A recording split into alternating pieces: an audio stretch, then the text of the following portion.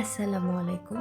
আপনাদের সবাইকে স্বাগত জানাচ্ছি আমার প্রথম ভয়েস ওভার ভিডিওতে। আজকে আমি আমার মেয়ের জন্য হেয়ার অয়েল বানাচ্ছি। তাই ভাবলাম আপনাদের সাথেও শেয়ার করি। আমি এই অয়েলটা রেগুলারলি বানাই। চুল আসলে জেনেটিক্যালি রেগুলেট হয়, তবে একটু যত্ন নিলে আরও হেলদি দেখায়। যেহেতু বাচ্চাদের স্কিন একটু ডেলিকেট হয়, তাই আমি সবসময় চেষ্টা করি সেফ ইনগ্রিডিয়েন্টসগুলোই ইউজ করতে।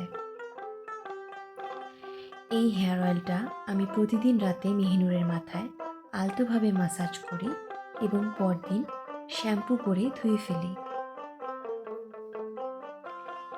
এই অয়েলটা বানাতে আমি খাঁটি সরিষার তেল এবং কালো জিরার তেল ইউজ করি।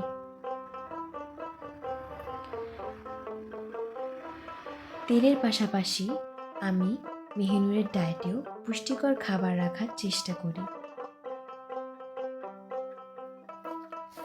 বরাবরই আমার ন্যাচারাল জিনিস নিয়ে কাজ করার আগ্রহ অনেক বেশি। এ কারণেই শুধু মেহিনুরের জন্য না, আমি নিজের জন্য হেয়ার অয়েল বানাই।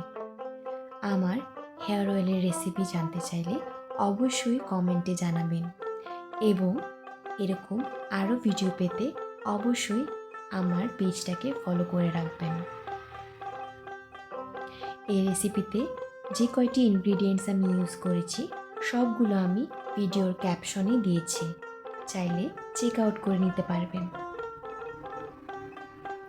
কালেক্ট করা ফুল পাতা সব কিছু ভালোভাবে পরিষ্কার করে ধুয়ে শুকিয়ে নিতে হবে এবং ছোট ছোট টুকরা করে নিতে হবে। এই উপকরণগুলোর মধ্যে কিছু উপকরণ বাদ গেলেও কোনো সমস্যা নেই। যেহেতু বাচ্চাদের তেল, সেজন্য অবশ্যই খাঁটি সরিষার তেলটাই ইউজ করার চেষ্টা করবেন।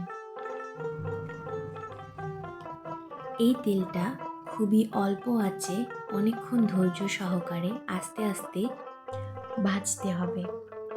প্রথমে যেগুলো ইনগ্রিডিয়েন্টস ভাজতে সময় লাগে সেগুলো আগে দিতে হবে, তারপরে একের পর এক অন্যান্য ইনগ্রিডিয়েন্টসগুলো দিতে হবে। এখানে পেঁয়াজ, অ্যালোভেরা, জবা ফুল, লেবু মোটামুটি ভাজা হয়ে গেলে তারপর যে পাতা এবং ফুলগুলো আমরা কালেক্ট করে রেখেছিলাম সেগুলোকে আস্তে আস্তে একের পর এক দিয়ে দেব।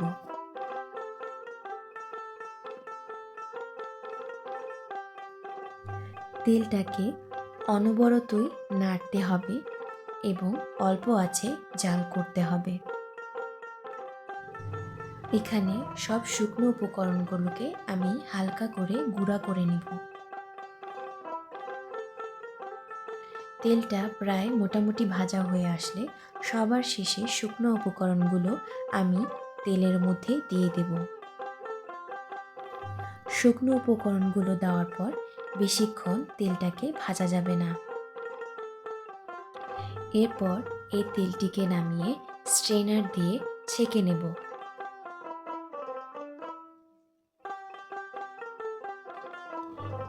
এই তেলটি অনায়াসে 3 থেকে 6 মাস ব্যবহার করা যাবে। এবার একটি পরিষ্কার শুকনো কাচের জারে তেলটিকে ঢেলে নেব। চাইলে আপনারা যে কোনো এসেনশিয়াল অয়েল ব্যবহার করতে পারেন। আমি কোনো এসেনশিয়াল অয়েল ইউজ করছি না। এই তো তৈরি হয়ে গেল বেবি হেয়ার অয়েল।